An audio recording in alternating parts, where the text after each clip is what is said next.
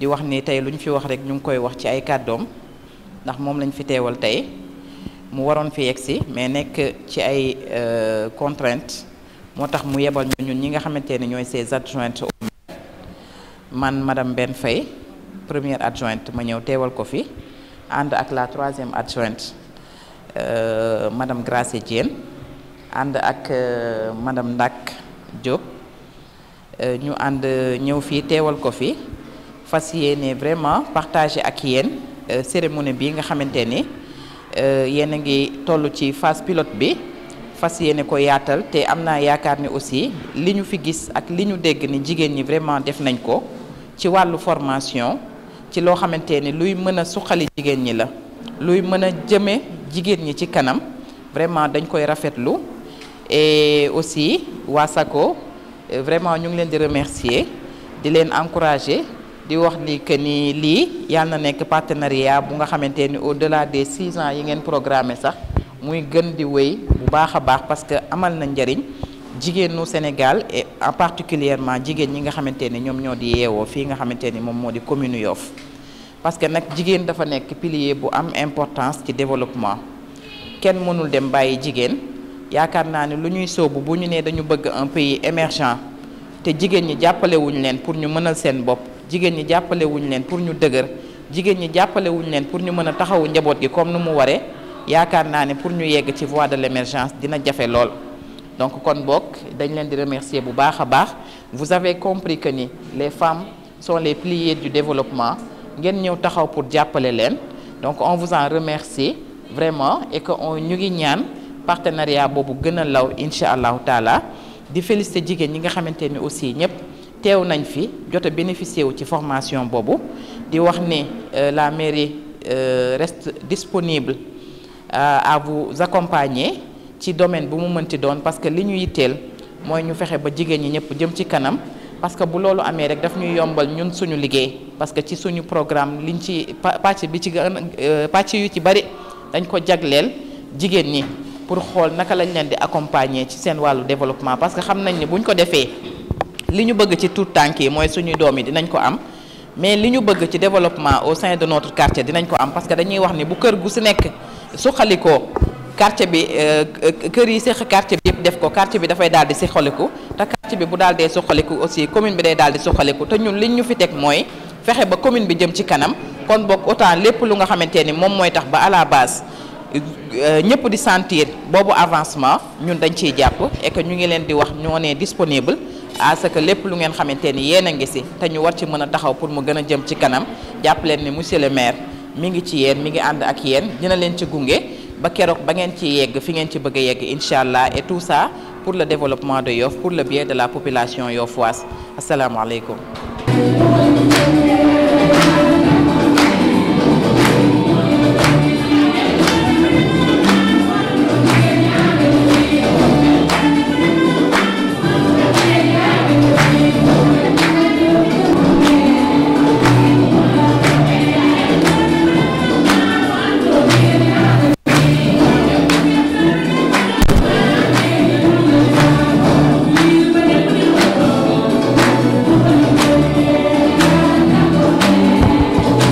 gërëm suñuy ñaari waajur ñu ngi gërëm ñi fi nekk ñëpp vraiment di safoo jigéen ñi si yéen laay njëkkee les femmes battantes les femmes dynamiques les femmes engagées les femmes de valeur tàccu leen seen bopp yéen laay njëkk nii macha allah. di nuyu bu baax madame le maire ñu ngi lay jox suñu nuyoo nga joxoon ñu ko monsieur Seydina Issa Laye Samb mi maire Yoff toujours dama koy tooñe xale yi ma ne leen Seydina soo leen ko yeewoon xaaju guddi laaj ko lan mooy union pour le développement des femmes de Yoff mu wax leen fi ñu commencé wax leen li ñu jot a def étape par étape parce que daf ñu yàgg suivre macha allah tàggaraase mën na ko seede xujo coom mi mën na ko seede ñoo moom ñoo jogandoo mu doon ñëw suñu ay réunion ñu koy nuyu bu baax a baax di leen sargal bu baax yéen ci mois de la femme bi madame le maire Mbène ñu ngi lay béggee bu baax a baax madame le maire Tagaraase Diène moom sama yaay bopp la parce que bi may ñëw di liggéey maire Yoff ñoom ñoo ma teg ci yoon bi macha allah muy yaay ju baax ku discrète ku am sutura macha allah nuyuwaat bu baax madame la 5e adjointe au maire ñu ngi lay béggee bu baax a baax vraiment di waxaat rek suñu engagement ak suñu détermination pour liggéey collaborer avec le maire de Yoff Seydina Issa Laye Samb mi nga xam ne c'est un homme de développement moom avant muy doon maire ci développement la ne woon parce que moom ñoo doon ànd di liggéey ci UDEFI ak ci yeneeni domaine sax partenaire bu mu mas a am it daf may boole moom te booba newul maire kon bu yàlla dogalee tey mu nekk maire ñu liggéey ak moom dafay yomb parce que xam na fi ñu commencé te xam na fi ñu jëm kon yàlla nañ ci yàlla may ndam lu yaatoo yaatu nga jottal ko suñu nuyoo bu baax may nuyuwaat bu baax koo xam ne moom ñoom dama naan ñoom ñoo ñu xàllal yoon wi ba ñu egsi fi ñu egsi muy le représentant de l'APEXI association pour la promotion socio-économique culturelle de Yoff ku wax APEXI wax nga Yoff gépp macha allah son représentant mu ngi fii El Hadj Omar Ngale Diène defe naa du benn yoon bii ngeen ko gis activité bu ñu def bi ñu commencé ba léegi gis ngeen que mu ñëw taxaw en tant que représentant APEXI mais en tant que conseil technique ci UDEFI conseil spécial sax laay wax ci UDEFI en tant que tamit muy sama ndijaay di sama conseiller toujours mu ngi may orienté fu ma naree fakkastalu mu woo ma ci pet kenn du yëg ne ma defeel nii waxeel nii defeel nii kon moom aussi dama koy nuyu bu baax a baax a baax vraiment di ko safoo bu baax a baax a baax muy koo xam ne aussi c'est un homme de valeur man de dama koy tiitaroo damay tiitaroo bu baax ne moom sama ndijaay la dama koy tiitaroo bu baax a baax a baax kon yàlla na ko yàlla may ndam ci lépp lu mu sóobu yàlla yokk promotion bu baree bari foofu aussi ñuy nuyuwaat bu baax le président de l'APEXI Serigne Mbaye Diène nga joxol ñu nuyoo waa APEXI yëpp ngay waa UDEFI ñu ngi safoo ak yéen vraiment collaboration bi yàgg na te yàlla nañu si yàlla may ay jéego yu mucc ayib fi may mujje mooy suñu représentant yi ngi toog muy SACO mooy service d'assistance canadienne aux organismes ñu am ak ñoom partenariat boo xam ne pour 7 ans la mais nuyu bu baax le représentant monsieur El Hadj Diouf mi ngi nii toog mooy représentant SACO Sénégal du benn yoon bi la ñëw fii aussi ci salle bi madame Traoré Fatou Diallo moo toog ni moom mooy chargé de projet bi programme bi ñu nekk moom moo koy piloté du benn yoon bi aussi ngeen ko gis SACO bi ñu xamante ñoom yàgg na yàggul ñu war a am ak ñoom projet boo xam ne pour 7 ans la avril bi defe naa la am 1 an te ci 1 an yooyu suñ ko doon évaluer dañu naan formé nañ ci 140 femmes ci 1 an yi te contexte Covid bi moo tax mu demee noonu te wax dëgg yàlla formation bu ñuy def ñoom ñooy jël lépp en charge lépp SACO ñoo koy jël en charge ba formation bi ñu mujjee def nii boole nañ ci matériel allègement pour au moins li ngeen di liggéey mu oyof ci yéen kon loolu vraiment buñ koy mesurer en ressource wala résultat bu positif dañ naan am nañu résultat bu positif ak ñoom parce que jàngal nañ ñu waaye jox ñu jumtukaay yoo xam ne dinañ ko utiliser pour mën liggéey bi oyof kon loolu mention spéciale à SACO. Madame le maire ma lay yóbbantewaat ci monsieur le maire programme bi ak SACO pour 7 ans la 1 an yi moo demagum 6 ans yi kon war nañ lëkkaloo SACO ak mairie Yoff pour gën a accompagner femmes yi APEXI tamit dina ci jàpp bu baax a baax incha allah pour au-delà de Yoff ñu jàppale yeneen femmes yi nga xam ne nekk ñu Yoff parce que UDEFI léegi dafa dépassé Yoff mu ngi ci 19 communes yi mu ngi ci banlieue bi dem na ba Tëngéej dem na ba Kër Massar dem na ba Mbaaw kon UDEFI léegi dépassé na Yoff comme dépassé na Yoff aussi te am nañ partenaire bu mel ni SACO bu ñu ci jàppale vraiment mairie bi aussi war na ñëw jàppale ci projet boobu APEXI moom dina ci jàpp loolu moom j'en suis consciente kon mairie bi aussi war na ñëw accompagner projet boobu pour mu jëm kanam objectif principal bi mooy jigéen ju nekk man dara waaye aussi boo mënee dara fa nga nekk ñu ñëw ak SACO ñu jàppale la ba nga taxawal sa micro entreprise loolu mooy idée projet global bi di nga mën dara waaye dinañ la jàppale ba aussi nga am ay micro entreprise nga xam ne ku nekk di nga mën a liggéey ci kaw mais sa base tamit ñi nekk suuf dinañu am dara kon loolu mooy solos projet bi suñu lëkkaloo ak ñoom te loolu incha allah ku fi nekk rek moo tax ñu ne nañ taxawal tey journée d'étude bi ñu xool force yi ak faiblesse yi ku nekk say bëgg-bëgg say besoin ci nan lañ la jàpp mën la jàppale bu ñu paree loolu ñu teg ko ci feuille de route boo xam ne dañ koy présenter partenaires yi mu nekk plan stratégique boo xam ne dinañ ko mën a dérouler ci 6 ans yi des kon yàlla nañ ci yàlla yóbbu ak jàmm salaam ñu yeggali ko yàlla may ñu ci ndam ak jàmm salaam moo tax ñu ne nañ profité 6 mois de mars bi vraiment ñëw saafonte ak jigéen ñi ñu waxtaan yendu fii ba ay 15h30 16h comme match bi moo tax ku nekk mën a yeewaku bu ñu paree bu subaa rek dañuy continuer waat ci terrain bi liggéey am nañ centre muy centre socio-culturel de Yoff ñi ngi fa mais war nañ am ci Yoff fii maison de la femme boo xam ne jigéen ñi dinañ fa nekk di liggéey aussi tonton As fii centre d'incubation bi wax dëgg yàlla war nañ mën a lëkkaloo ku mel ni SACO mu nekk centre boo xam ne nit ñi dañu fiy formé woo di dem parce que ñun ñii fi nekk nii am nañ ci biir ay femmes transformatrices yoo xam ne ay formatrices lañ war nañ mën a jàngal xale yi fii buñ paree xale yi dem ñu dugal leen ci entreprise yi nga xam ne moo nekk Yoff ak au-delà de Yoff loolu aussi maa ngi la koy yóbbante ñu réfléchir ci bu baax a baax ñun xawu ci loolu d'autant plus loolu lu mel ni 3FPT ONFP may nañu ay formation yoo xam ne mu ngi fi toog te yooyu dañ ko bëgg aussi vulgariser ñëpp bénéficier aussi loolu aussi SACO daf ciy jàpp bu baax a baax a baax kon foofu laay yemale bañ a guddal naa sax ba pare mais il fallait que ma wax lii lépp vraiment ma leen di sargalaat bu baax a baax ne nañu jàpp parce que ñun lii gën a jafe la ñu am mooy am nañ partenaire boo xam ne lu ñu teg rek incha allah mën na ci dugal loxaam ñu jëm kanam te loolu moo jafe te ñoom ñu ngi ni toog dinañu jàppale ci formation commencé nañ jàppale ñu ci ay matériel indi nañ ko matériel baa ngi ci suuf te am na yeneen yuy ñëw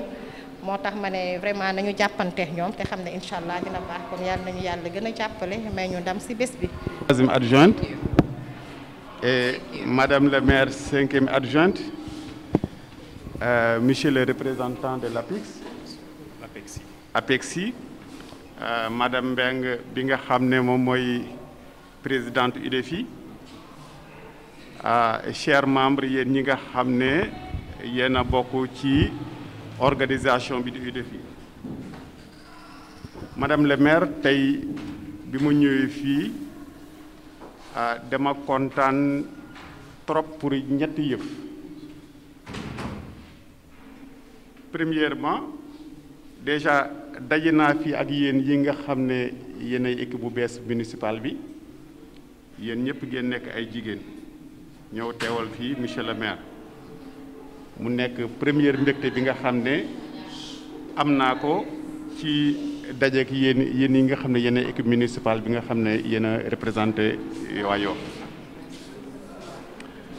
Deuxième aspect bi nga xam ne tax na ma kontaan trop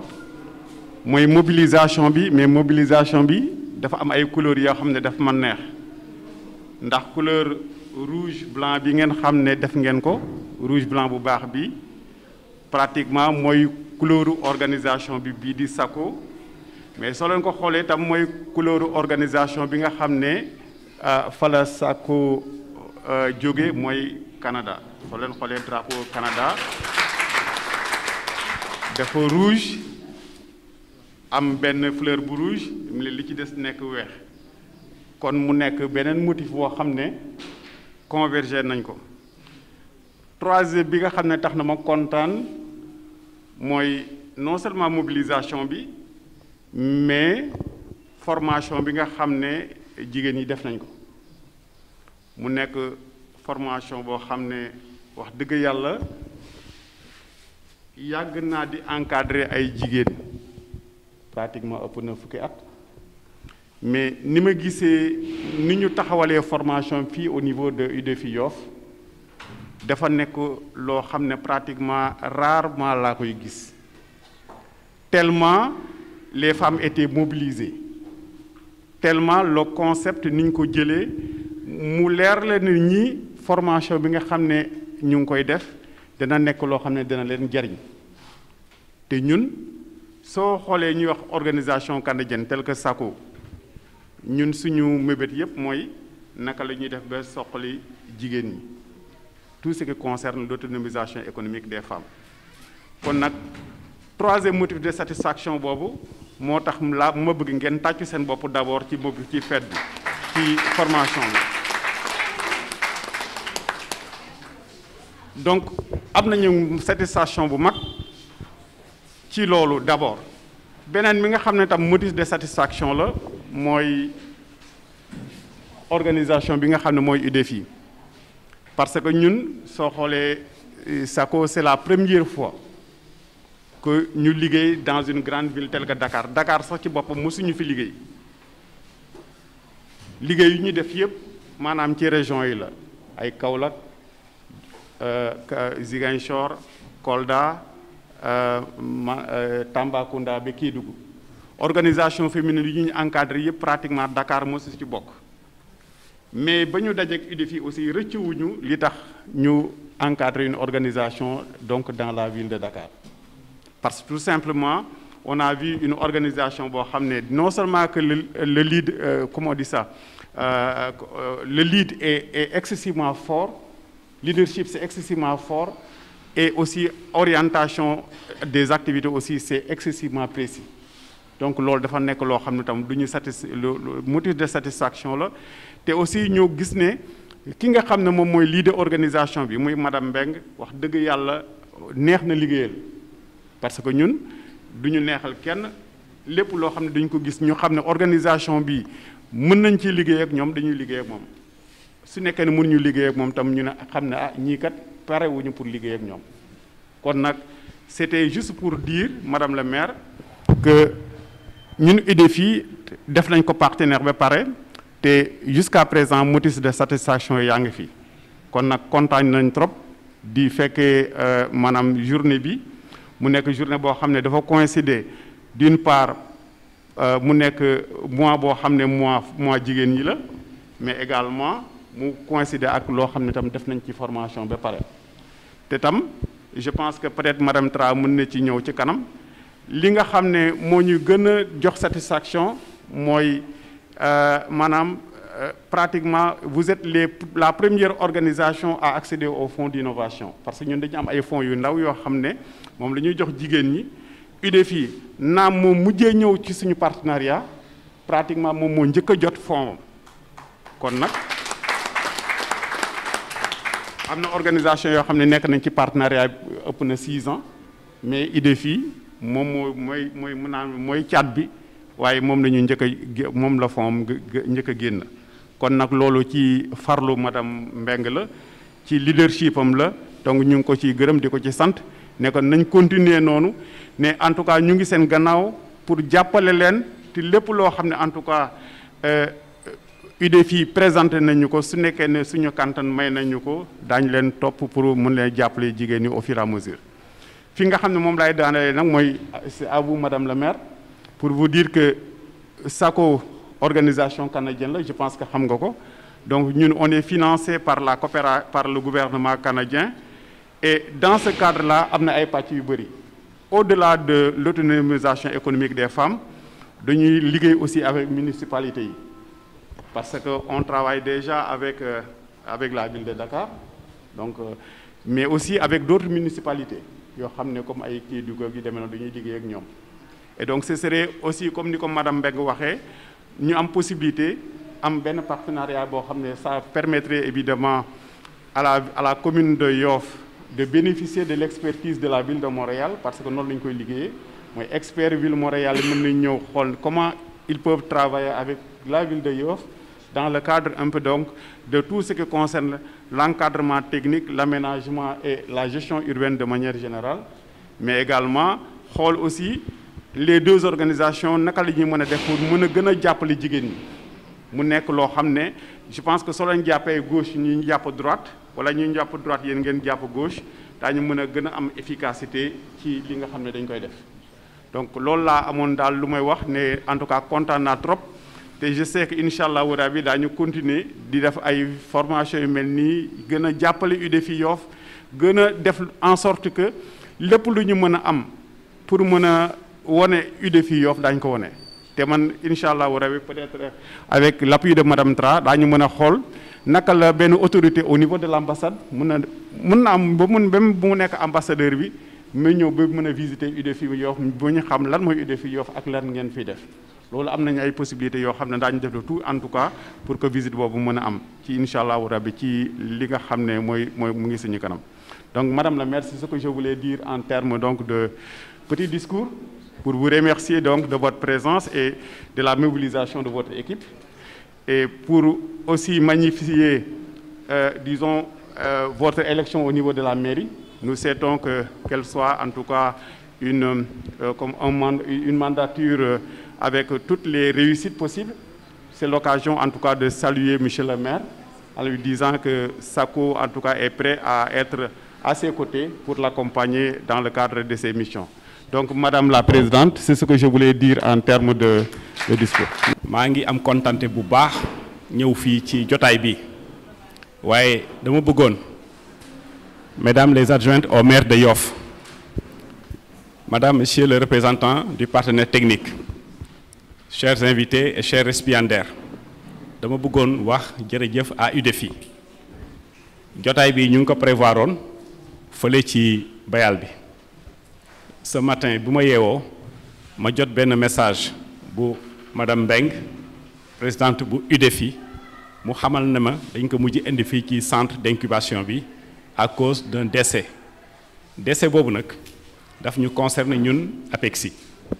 Fa laa jóge nii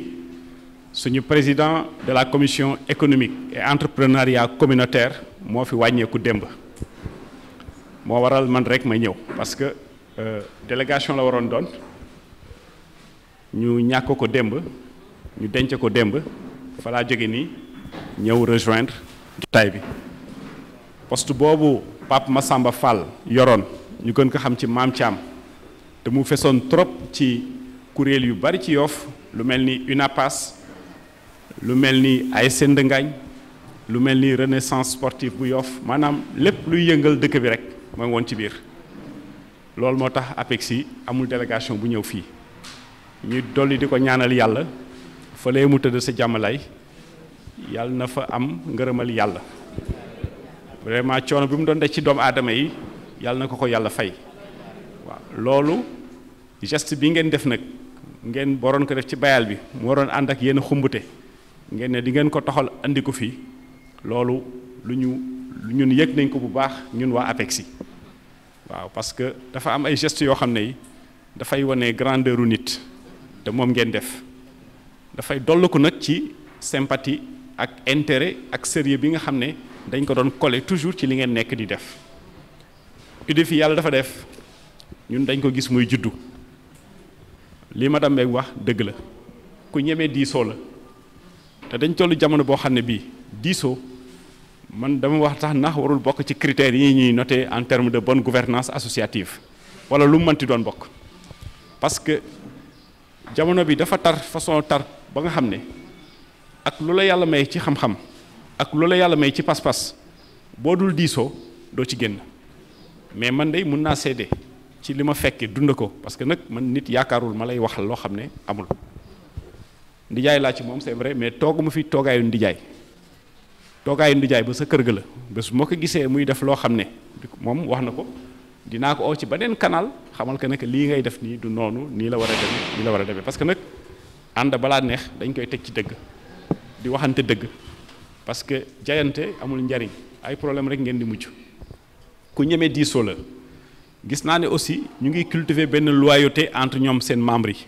lu am solo la parce que ay nit bu ñu naree ànd te wóoluntewuñu moi je dis ce n'est pas la peine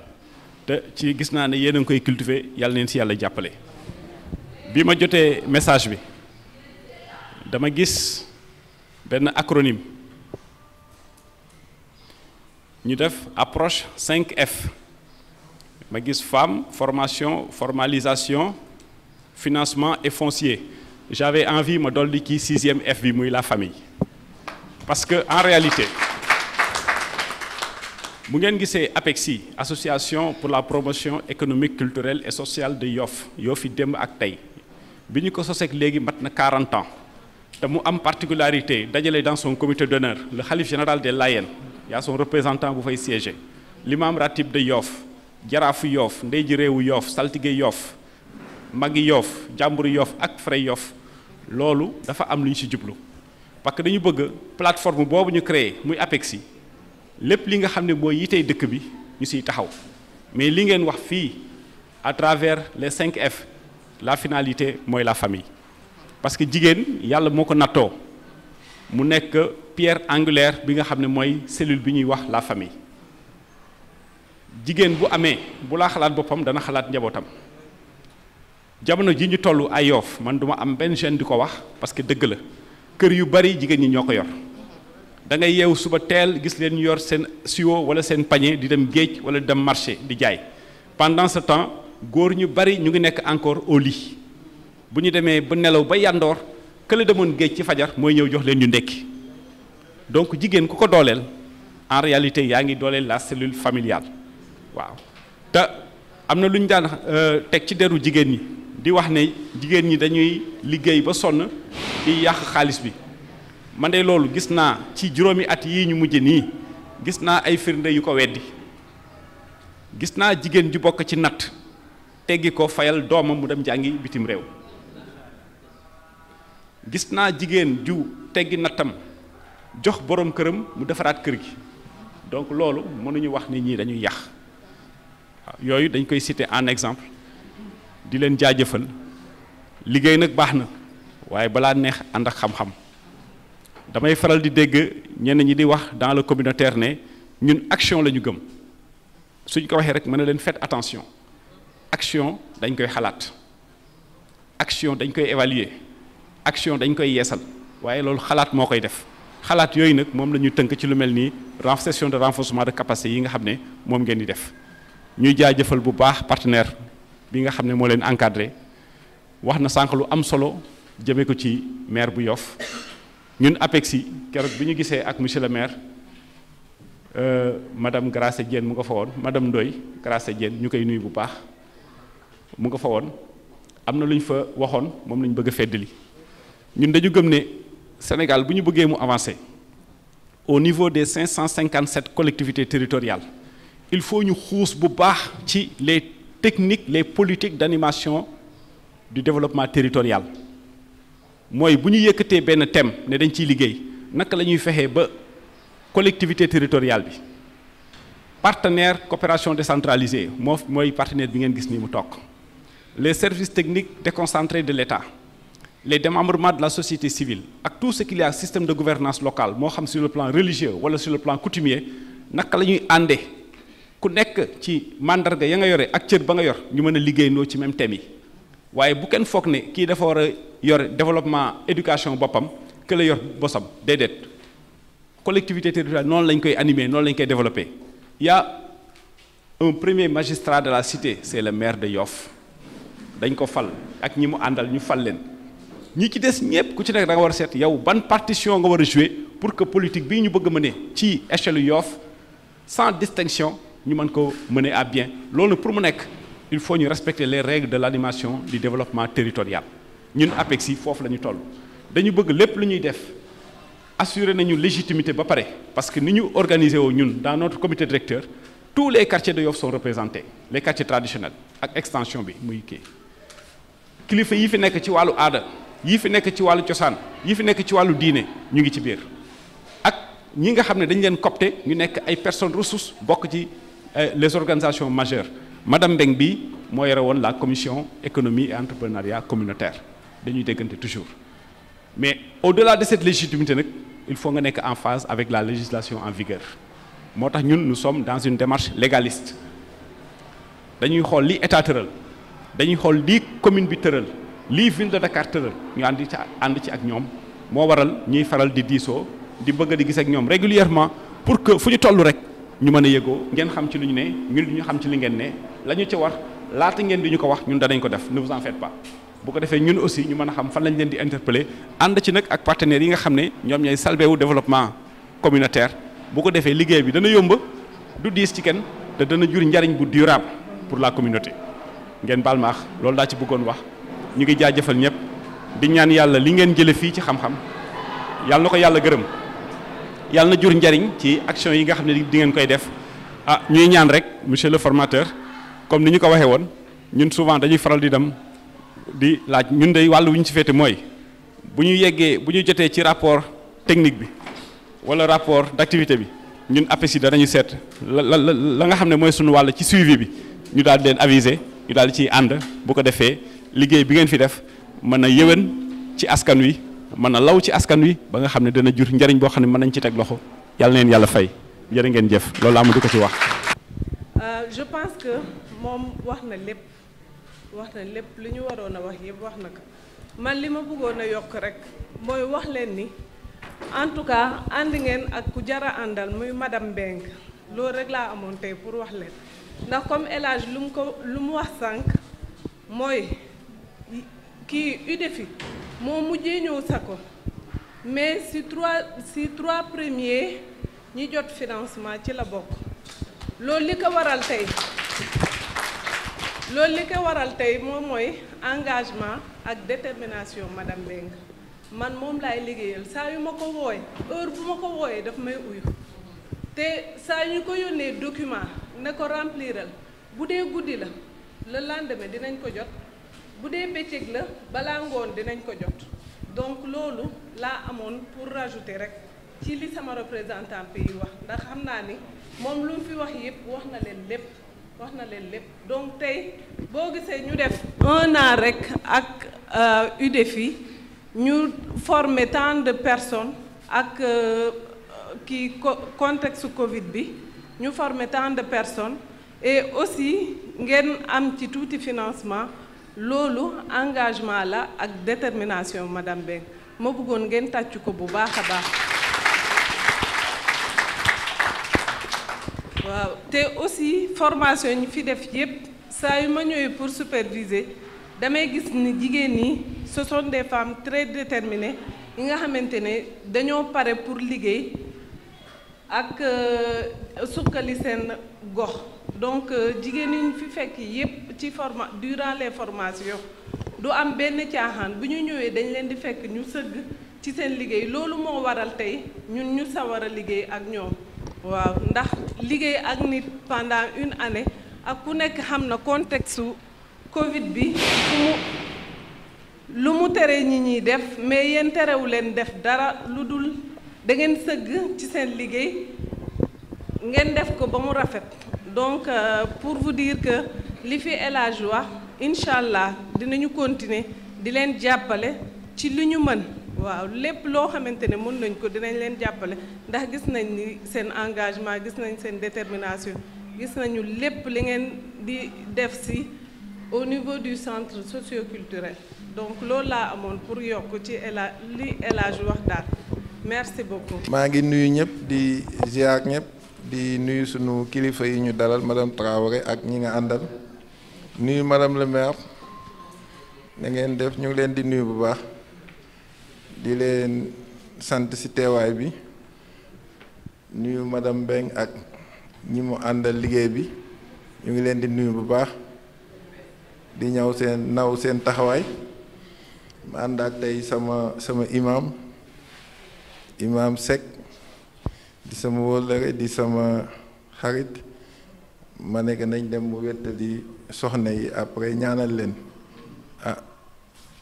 as ñu ngi lay nuyu yaa fi teewal APEXI te ku wax APEXI moom alali Yoff la avant ñoo am maire APEXI moo fi newoon bien avant les communes di def taxawu Yoff ci lépp éducation sociale environnement yi ci aju yëpp santé yëpp ñoo ko doon taxaw maire yi ñëw fekk leen ci ñu àndaat ko ak ñoom muy institution bu yàgg defe naa am na 40 ans léegi ñaanal leen yàlla na yàlla gën a jàppale leen parce que dama dégg grand sëriñ barki démb ci cérémonie lébu yi mu ne modèle APEXI daal war nañ koy yóbbu ci village yëpp ñu roy ci muy modèle bu am solo ñun ñii ñu bokk ci membre d'honneur képp ku takk ndombu tànk ci Yoff rek membre d'honneur nga APEXI encouragé soxna ci ñaanal ko moo gi yéen ñi nga àndal ñëpp yàlla leen yàlla sàmm yàlla mottali seen mébét jàppal leen ci taxawaay yi seen diggante yàlla bu ko dara yàq yàlla leen yàlla dimbali yéen a ngi ci yoon continuer leen ko loolu daal lañ leen di wax en tant que saltige madame Mbengue nag toujours lañ ko mas a wax rek lañ koy wax leneen loo def ci Yoff rek lu dul jëme ko kanam yàq nga sab cër man maay borom këram te man développement Yoff ak avancement Yoff ak communauté bi dafa ma intéressé nga ñëwaat sëy si kër goo xam ne kër Alaaji Bayda Mbeng sa goro tamit nekkoon koo xam ne bi muy dunda lépp luy jëmale Yoff kanam daf si daan taxaw waaw boo sëysee foofu nag yow moom li ñépp sañ doo ko sañ li jaadu si yow rek mooy nga góorgóorlu ñi ngay àndal nga jox leen cër jiitu day am rek si mbooloo waaye ñi la jiital ñépp la mag ñi si ëpp ñoo la mag te nangul nañ la loolu nag na nga leen ko rendre mooy lépp looy def rek nga diisoo seex ñoom lépp lu ngeen def ngeen ànd def ko bu ngeen ko defee yàlla dina si dugal yéeg mu dem ànd moom bu amee diisoo ak waxtaan ak rafetal ku ne rafetal sa xol jëme sa morom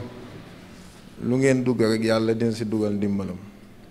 waaw loolu lañ koy wax di ko encouragé di ko ñaanal yàlla jàppale ko am na yéene yàlla mottali yéeneem ba mu koy tàmbali dama bañoon nekk ëpp naa def te nga liggéey wàcc moo gën a wóor waaw mu insisté ñu bàyyi ko mu ne dafa bëgg a yëngatu si wàllu développement pour dimbali jigéen ñi ma ne ko loolu de boo ko waxee d'accord naa bu dee pour loolu rek d'accord naa waaye gis nañ ne mu ngi góorgóorlu yàlla na ko yàlla lafal cet waaw nga bañ a yàkkamti rek waaw àdduna moom boo nekkee si yoon li am solo mooy nga yegg fi nga jëm rek waaw nga bañ a yàkkamti waaw nun nii kat 10 ans gi xaw ma 12 ans ñu ngi takk ndomb tànk waaye yàkkamtiwuñu boo tegee pas ba mu dëgër nga tegaat beneen pas waaw ba toute la communauté lébu jël ma jox ma seen baat ma di leen demal ñoom grand serigne de Dakar honorable xam nga ñooñu moom sama aajax ñoom soriyaate na lool imam ratib grande mosquée sama aajax moom soriyaate na lool ñooñu mujj dajale seen baat ne ma yaa ñu si doy doxal ñu ko loolu boo joxul cër ñi nga àndal respecté leen def leen kilifa baat boobu doo ko mën a am ah ñu ñaanal la yàlla jàppale la As Dieng nag ñu ngi koy sant moom sama xarit la bu ma fekkoon mu may waxaaleel ñoom màggandoo muy sama conseiller numéro 1 man dama xawoon na xarit ret waaw dama bari yu may bañ waaw bëgguma ak jubadi quoi moo tax ma bari lu may bañ moom nag bu ma jàppee dara ba nara jalgati rek moo ne man ëpp naa def te ngaa def nangam ak nangam waaye bu ma ko defee rek yàlla dimbali ma si waaw yàlla nag yàlla fay moom it yàlla dimbali ko moom it APEXI presque moo yenu lépp di ko doxal président baa ngi États-Unis mais mooy doxal lépp yàlla na yàlla jàppale ko maire yi tamit ñi leen fi teewal maire bi sama doom la Seydina sama doom la sama jarbaat la ñu seq lu bare bare duma ko wax ci micro waaw baayam jël ko teg ko sama loxo ne ma na nga ko jàppale ñaanal ko kon moom it yàlla na ko yàlla sàmm yàlla dolli ko ndimbal ba responsabilité biñ ko yen yàlla defal ko ci ndam lu yaatoo yaatu mu ànd ak madame le maire yi mu àndal ñëpp ak conseil municipal bi yëpp yàlla leen ko yàlla defal di sant ñëpp di ñaanal ñëpp di sant jigéen ñi nga xam ne yéen a ànd ak soxna si maa ngi leen di encourager te vraiment ñaanal leen yàlla te bu leen andilee wax walla information na ngeen ci discuter ba dëppoo si waaw du lu mu wax rek moo war a nekk waaw bu tegee nañu wax ba dëkkoo ne nangam la ñuy def ñu àndandoo def ko loolu mooy indi yërmande kon ñu ngi sant ñëpp madame Traoré sant nañ leen gis nañ li ngeen accompagner UDEFI yàlla leen yàlla jàppale yokk seen association li ngeen ci bëgg yëpp yàlla defal leen ko ci barke Seydina Mohamed ngeen baal ñu ax maa ngi jéggalu ñëpp di ñaanal ñëpp di wax yàlla na yàlla dolli jàmm ak sutura ci Yoff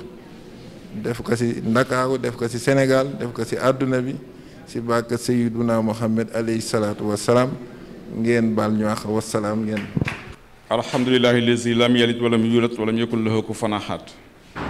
wasalaatu wasalaamu ala sayyidil mursalin sayyidina muhammad sallallahu alayhi wa sallam wa ala alihi wa asxaabihi wa man tabiahum bi ihsaanin ila yawmi ddin. mbokk yi asalaamaaleykum wa rahmatullah. ñu ngi leen di nuyu di leen ziyaara di leen baal wax di sant yàlla mi ñu boole si jataay bi ndax jataay bi jataay la boo xam ne bii jataayu diine la ndax diine bokk na si diine seet li nga xam ne mooy réew sa dund li rafetal sa dund di jéem a yaxantu di jéem a liggéey di jéem a jaamu yàlla pour rafetal sa dund lii si la bokk ndax cadre liggéey dong moo ko tax a jóg ak lu yokk dëkk bi lu yokk jigéen ñi te yàlla moo ñu waxoon ne wabtaxi fii ma ataka llaahu daaral aaxira wala tansi nasabaka min ad-dunya wa ahsin kama ahsana llaahu ilayka wala tabxil fasaada fil ardi yàlla mu ne yow miy dund na nga rafetal sa dund nga xam ne yu baax yi pour nit ñi la oto yu baax yi pour nit ñi la kër yu baax yi pour nit ñi la mbubb yu rafet yi pour nit ñi la mu ne na nga dund ba mel ni koo xam ne dañ ko ne fi ngay sax doo fi jógee waaye ne na nga jaamu yàlla it si kaw dund gi ba ku ñu ne suba ngay dee waaye ne bul bokk si ñi nga xam ne ñu yàq suuf ndax suuf yàq ka taxul yàlla indi ñu fi defar suuf moo tax yàlla indi ñu fi te aji faama si loolu la ne kon ndëg yéen ñi ko si jàppale sant nañu leen gërëm nañu leen di ñaanal yàlla lépp li ngeen teg seen loxo yàlla na réussir di ñaanal kilifa yi nga xam ne ñoom lañu fekk fii ku mel ni As dañu koy suivre si télé bi saa su ne mu ngi si mbiri jigéen ñi mbiri Yoof mbiri APEXI di dox di lijjanti di wax di defar kon kooku yàlla na yàlla jàppale ko gën kaa may kantan ak sutura mu ngi liggéeyal Yoff bu baax a baax kii ñu àndali di saltige moom Modou Mbeng xam naa ku ko xam-xam nga ma ndax moom yàlla moo ñu boole yàlla ñu boole si dëgg dama koy wax toujours mosuma ànd ak moom dem fow yi mosuñoo ànd caaxaan yi mosuñoo ànd wax kenn wax ju ñaaw saltige booy jëw ni si kanam sax day noppi du wax kon qualité boobu xam naa ko si moom xam naa si moom ne lu yokk Yoff ah lu yokk Cap-Vert rek moo ko tax a jóg ku dem bañ fal la nga nekk président wu 121 villages lébu yi ba léegi sax ñu ne 122 la ndax comité joolaay si lañ bokk kon loolu lu am solo la yàlla mi nga xam ne mooy dimbali yàlla bokkul dimbali ñëpp jàppale leen sutural leen li ngeen yaakaar si lii yàlla ngeen si am ndam yàlla ngeen si am ay financement ay milliards yàlla mën na ko yàlla def faama kat bañ ko xamee ba léegi suñu jabar la may ndijaayam laa axan mais boobu ba léegi liggéey rek laa xam si moom ak uddu yokk dëkk bi uddu yokk jigéen ñi ku mel noonu boo ko amee da nga koy ñaanal yàlla doolu koy xéewal doolu koy ak wér ba lépp lu mu dox rek yàlla dugal si loxoom yàlla barkeel ko kon sant nañu gërëm nañu xam naa comme fii moom jël fi kàddu sax day jafe si ñun ndax xam naa façon bu ngeen bi waxee ñun ay ndongo daara lañu mënuñoo doxee noonu waaye nag ñu sànni si loolu rek yam foofu incha allah waa maire bi it sant nañ leen gërëm nañu leen lii saltige wax léegi si bàyyi Seydina Issa bi nga xam ne moom la yàlla jox tey maire bi yàlla mooy joxe nguur yàlla moo ko jox ku nekk am na foo faroon ku ne am na koo àndaloon waaye moom la yàlla tànn jox ko waaye yàlla dafa def moom yàlla jox doomu saltige la doomu saltige mii ndax li saltige wax seede laa si bàyyi moo ko yëkkati woon dénk ko tekk si loxoom ne ko teg naa si loxo saltige loolu lu ñu xam la lu ñu fekke la lu ñu yëg la moom it xale bu baax la nit ku sell la ku baax amul lenn loo xam ne lii dina ko def si Yoff te du su diisoo ak man mii toujours mu oo ma du xëy ñaari fan ñetti mu oowul du toog bés bu mu oowul saltige mii nekk nangam ñu ne ko defal nii moo gën moom xamul sax ku àndoon ak moom ak ku àndul woon ak moom lijjantul sax fan la ñu àndoon waaye li koy intéressé rek mooy dëkk bi kon dëgg yàlla jàppale ko kii ko fa teewal it na yóbbaale loolu moo xam ne ñu ngi koy ñaanal ñu ngi koy sant ñu ngi koy gërëm di ko ñaan yàlla mu réussir ndax ñun kat duñ ñaan yàlla Yoff suux dañu ñaan yàlla Yoff réussir ndax bu Yoff bu réussir ñun ñoo am jàmm am sutura loolu ñëpp bëgg kon nag mbokk yi xam naa kàddu yi dañu koy gàttal foofu rek kon ñu yamale foofu kàddu yi xam naa dañuy nuyu nañ leen di teg nag lépp nag si loxo madame Mbengue di ko jaajëfal bu baax madame Mbengue di la santaat sax laay wax di ko gërëm ndax li tax yàlla dafa dogal madame Mbengue di nit ku ubbeeku na ba yaatal ba tax tey jii man mii ma bokk ci formation yi ndax ku nekk xam na ni maa ngi biir département Pikine kon su ma jotee ci formation bi yàlla ak yaatal ma tax mais macha allah formation yu am solo la ndaxte tey si tey mën naa ni fii la ñu jànge loo xam ni tey bu dee wàllu entreprise tey man am naa fitu taxawal entreprise ndax li tax saytu nañ ko fii jàngal nañ ñu ko mu ànd ak jumtukaay yu wóor a wóor a wóor te dañ daan jaay rek di dem Adja seetal ma jaay la rek nga jënd daal di dem mais bu ñu amee formation boobu tey yàlla ak madame nekk wëlbatu ko it am si ay pàcc formation ba bii mujj bërki démb muy si produit halieutique te man si laay yëngu mais masuma xam ni lépp lu ñuy yëngu si côté transformation bi day ànd ak ay normes codex maa ngi ko xam fii di si gërëm bu baax nag le professeur Ali sant naa ko bu baax gërëm naa ko bu baax parce que vraiment jàngal na ma parce que li muy jàngal daf si am amour am na si ngëm-ngëm bëgg na li muy def bëgg na nit ki jariñu te ñun loolu la ñu jàng si monsieur Ali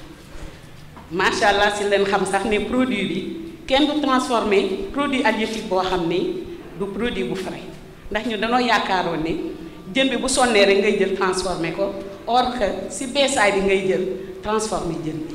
kon loolu maanaam xam-xam la bu bees macha allah te it xamal nañu aussi ne jën bi sa capture ba lay nekk ak la glace ba muy wëlbatiku di ñëw si pêcheur bi ba si mareyeur bi ba si femme transformatrice bi ba si marché bi ba si ki koy jaay liñ si jàng bari na man daal am naa si solo soo xam ne macha allah tabaarkalla réccuuma li ma ñëw ànd ak ñu def fii ndax njariñ li bari na xam-xam bi bari na li si des nag mooy ñun si lan gën a ànd gën a booloo gën a dajaloo boole suñuy xel ak suñuy doole pour mën a egg fu ñu jëm. jiital ci nuyoo bi nag suñu oustaz Pape Seck suñu imam nuyu Mbeng saltige ki nga xam ne nag daf ñu accompagner lu yàgg lool ndax saltige daf ñu daan woo këram ñu nekk ak moom mu di ñu xelal ci yeneen ak yeneen kon jërëjëf saltige yow sa teewaay fii sa toogaay fii du toogaayu gàcce ñu nuyu madame le maire ñi ngi leen di nuyu Gracé Mbène ñi ngi lay nuyu bu baax di la jaajëfal di leen jox nuyoo bi ngeen joxal ñu ko sunu maire bi ndax moom la fi yàlla teg nag ni ko saltige waxe ñu nuyu suñu représentant wu APEXI ndax ñun ñii ci APEXI lañ bokk dëkk ci APEXI kon war nañu ko sargal suñu partenaire bi SACCO ñu di leen jaajëfal di leen nuyu di leen jaajëfal bu baax monsieur Diouf yaa ak madame Traoré ñu ngi leen di sant bu baax di leen jaajëfal jël tënk lépp nag teg ko ci loxoy madame Mbengue muy xaleel ñu ànd ak moom xaleel bu àndee ak mag rek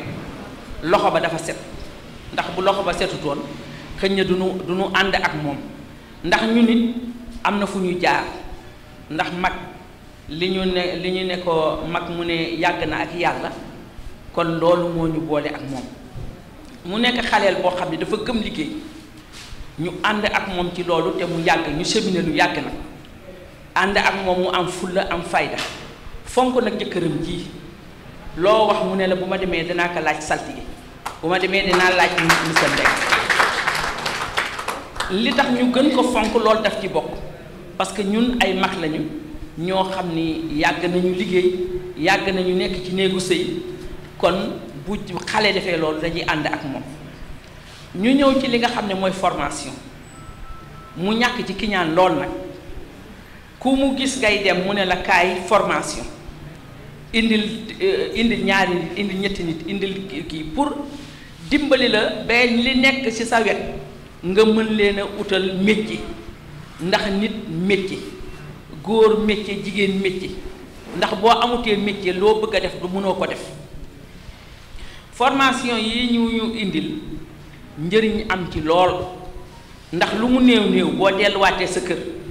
dina am loo xam ne boo ko répété waatee rek mën cee am weccit te mën koo jëfandikoo ci sa biir kër kon surtout ni Awa Diallo waxee halieutique xëy na ñun ñëpp dañuy lekk jën mais am na luñ ci xamul woon loo xam ni aale baaxe nañu ko am nag xol bu laab defale ñu ko xamoon nañu jën am na jën yoo xam ne ñun dañ ko doon lekk mais Ali moo dugal suñu xel ni yii du jën yu ñuy lekk bàyyi leen ko xëñ na xamu leen ko bàyyi leen ko wax ñu jën bu frais ci lañ koy def xam nga bu njëkk comme ni Awa Diallo wax ñun jën bi day sonn rek ñu ne nañ ko géej wala nañ ko keccax ndekete loolu yépp baaxul kon loolu njëriñ la ci ñun njëriñ la ci ñun bi ñu defee halieutique ci la ñu xam loolu moo tax bu ñu la ñëwal jàng nga ne bii defoon naa ko defe naa ni réer la ci ñun ñàkk xam la mais am njàng du wees ndax ñun ñii mag ñi dañuy ñëw toog foofu ñu di ñu jàngal mais am nañ ci lu ñu delloo ci suñu kër yi am na lu ñu delloo suñu kër yi bu baax a baax a baax a baax ban keroog ba Ali waxee waxu yaboy dama dem dindi yaboy ba ne ko sama congélateur yépp ma sànni ko jox ko muusi waaw parce que xam naa la mu wax tam dëgg la waaw kon am njàng daal du wees am njàng nañ ko topp te ba pare halieutique bi dana jële nañ ci njëriñ loo xam ni am na lu bare ñun mën nañ koo liggéey ci suñu biir kër def suñu ay fourneau def suñu ay kii liggéey ko fa waaye jaajëf madame Mbengue yow tu es une grande dame tu es une dame de valeur boo xam ni iñaanoo soxoruloo ndax boo iñaanoon soxor doo ànd ak kenn ndax munoon nga xam li ngay xam nga jël ko def ko sa moomeelu bopp ndax gis nañ ko fi gis nañ fi femme actrice de développement yoo xam ni nekk nañ fi lu ñu xam dañu koy jël denc ko pour seen bopp amul njëriñ nag loolu nag nit a koy xam waaw kon ñu da sant bu baax di la gërëm li may wax nit man dootuma la sant dama lay ñaanal fu ma toogee ci sama sijaade gi bu ma jullee bu ma ñaanee ñaanal sama bopp ñaanal sama njaboot dama la ciy teg ndax wax dëgg yàlla ñàkk ki ñaan laa la tudde macha allah yal na la yàlla yeggale fa nga bëgg yàlla na ko yàlla defal macha allah. man la madame Mbengue Fama Gueye présidente union pour le développement des femmes de Yoff muy association boo xam ne créé nañ ko depuis 2012 di yëngu ci transformation produits locaux yi. tey moom dañuy célébrer mois de la femme bi ñun ñu ne dañ ko tëj ak vraiment jox ci suñuy jigéen ay attestation parce que dañ def formation yu mucc ayib am benn partenaire bu tudd SACO service d'assistance canadienne aux organismes bi ñu xamante ñoom ci 1 an la ñu commencé partenariat ak ñoom te ci 1 an yi formel nañ ñu 140 femmes tey nag ñu leen di jox seeni attestation bi ñu leen di jox seeni attestation nag am lu yees loo xam ne daf ci dollaku mooy que ñoom dañu xool ne suñu liggéey vraiment dafa mucc ayib ñu jox ñu benn fonds en matériel boo xam ne matériel d'allègement la pour femmes yi mën a liggéey vraiment liggéey bu mucc ayib ñuy produire en grande quantité mais ci condition yoo xam ne condition yu woyof lay doon loolu la ñu ñëw jàppale muy programme boo xam ne aussi projet la pour 7 ans 1 an yi moo dem des na 6 ans te 6 ans yooyu bëgg nañ ko capitaliser vraiment jàppale ci objectif bi mooy ñu former ci 1000 femmes 1000 femmes rek ñu créer aussi ay lu mat 100 femmes entrepreneurs mooy ñu créer ci 100 entreprises yoo xam ne ay micro entreprises la yoo xam ne la ay jigéen ñoo koy diriger ba pare di ci jël ay jigéen ñuy liggéey kon loolu mooy objectif fu ndaje mi tey. ñu amaat aussi plan d'action ci côté formation yoo xam ne bëgg nañ ko def muy loo xam ne emballage lu mel ni tri de déchets lu mel ni pâtisserie lu mel ni produits halieutiques encore ak produits transformés yi yooyu ñu am ci beneen partenaire bu tudd 3FPT ñoom aussi ñu war ñu defal formation pour à partir du mois de mai incha allah loolu aussi ñu bëgg ko partager ak femmes yi ku nekk xool ci ban domaine nga mën a gën a gise sa bopp bu boobaa ñu former la ci renforcer la ci bu boobaa partenaire bi may wax muy SACO dinañu mën a jàppale ci matériel jàppale ñu ci financement ak yeneen kii domaine de compétence yoo xam ne vraiment femmes yi dinañ ci gis seen bopp objectif bi daal moo nekkoon loolu ñu lancé waale suñu approche bi tudd 5F muy femme formalisation financement et foncier am na ku wax ne nañ ci dolli beneen F muy famille kon muy 6F ñu lancé approche boobu pour nga xam ne wax dëgg yàlla jigéen ñi waxuma la autonomisation de la femme bi ñuy wax mais dañuy am autonomisation intégrale de la femme. ci programme bi mooy ñu créer ay micro entreprise muy ci Yoff ci Wakaam ci Ngor ku nekk rek zone ba nga nekk ñu ñëw renforcer la ci domaine ba ngay liggéey non nekkul Yoff rek 19 communes yëpp ñu ngi ci banlieue bi aussi ñu ngi ci macha allah. UDEFI léegi dépassé na Yoff nekkatul Yoff kese UDEFI Yoff mu ngi ci Ngor mu ngi ci Wakaam mu ngi ci 19 communes yaa ngi ci banlieue baa ngi ci Rufisque mu ngi ci ba Mbaaw sax ñu ngi ci même ba ay Tubaab Jalaaw ba Mbar ñi ñëpp ngi ñëw di bokk ci association bi macha allah yaatu na parce que liggéey bi ñuy def mucc na ayib te vraiment yàlla mu ñu boole partenaire bu mel ni SACCO mu ñëw di ñu ci jàppale macha allah.